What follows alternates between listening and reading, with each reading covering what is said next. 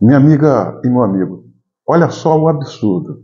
Mais uma vez, ele, o ministro Alexandre de Moraes, toma uma medida questionável com contornos de interpretação equivocada. Vamos lá. Alexandre de Moraes alega que a sua família vinha sofrendo ameaças por parte de dois homens. O ministro Alexandre de Moraes determinou à Polícia Federal que cumprisse o mandato de prisão desses supostos dois homens em virtude dessas supostas ameaças. Aonde é que está o estranho no meio a tudo isso? Vamos lá. Em primeiro lugar, deixar bem claro que eu não compactuo, não sou a favor de nenhum tipo de ameaça ou violência, nem mesmo contra Alexandre de Moraes e seus familiares. Eu acho que toda ameaça real, violência real, os autores devam pagar de forma rigorosa e de acordo com as leis. O estranho no meio a tudo isso é que o ministro Alexandre de Moraes tem a sua família supostamente ameaçada. Ele determina a prisão dos supostos ameaçadores. Aí que está o erro. Tendo em vista que ele é parte interessante e envolvida no caso, ele deveria deveria se julgar impedido de estar à frente desse caso, passando essa atribuição para um outro ministro. Mas não. Ele tem interesse, segundo ele, é a família dele que está em jogo, ele faz questão de estar à frente do caso e manda prender esses dois homens. É muito estranho esse comportamento.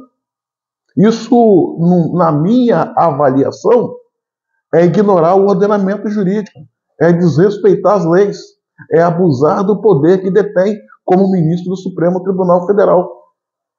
Se esses dois homens devam responder pelo caso, e se algum ministro tem que estar à frente desse procedimento, esse não é Alexandre de Moraes. Não pode.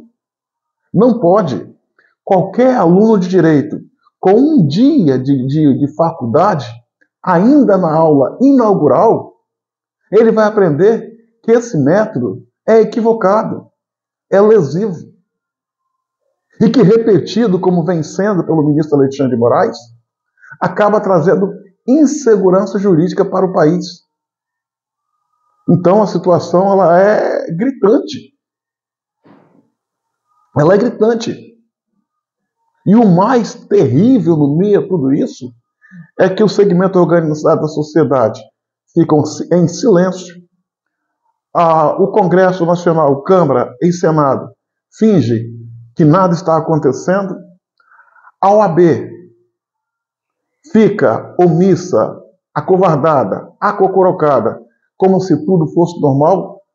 E para agravar ainda mais, os ministros do Supremo Tribunal Federal, que deveria zelar pelaquela corte, pela Constituição Federal, deixa passar batido, como se o comportamento do ministro Alexandre de Moraes fosse uma coisa correta, legal, tomada sobre a luz da Constituição e das regras democráticas, quando sabemos que não é.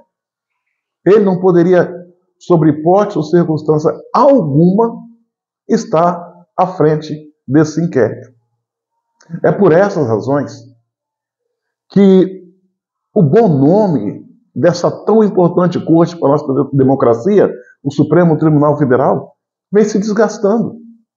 Um comportamento de um homem joga luz negativa sobre toda a corte. E isso é péssimo. Isso é péssimo para a democracia. Eu acho que os brasileiros têm o mesmo sonho que eu, de ver uma corte funcionando com a sua composição com lisura, sob a luz da legalidade, ainda que desagrade, mas fazendo o que é o certo. E quando tiver a oportunidade de encontrar algum deles nas ruas, algum ministro nas ruas, parabenizar pela decisão. Eles têm a liberdade de entrar num restaurante, ir numa praia, ir numa academia, ir num clube, sem ser hostilizado. Mas do jeito que a gente está vendo a coisa caminhar, sem ter nenhum freio, está mal, com tendência a piorar ainda mais. Quando a gente vê decisões como essa, com todo o respeito que eu tenho à Suprema Corte e aos ministros, quando eu vejo uma decisão como essa, quem ataca o Supremo não são as pessoas aqui fora com as críticas, que são justas, mas sim alguns ministros com as suas decisões sabidamente ilegais. Ou seja, aqueles que deveriam estar preservando o bom nome da casa não medem esforço para jogá-la ao chão, colocá-la de quatro. Então, tudo isso é extremamente preocupante. Eu, como um cidadão comum, sei dessa regra. Por que o ministro do Supremo Tribunal Federal, Alexandre Moraes, membro da nossa mais alta corte, não há de saber que a decisão que ele está tomando, ela é equivocada, não encontra respaldo jurídico. A democracia sangra, a Constituição geme, o povo clama por legalidade nesse país.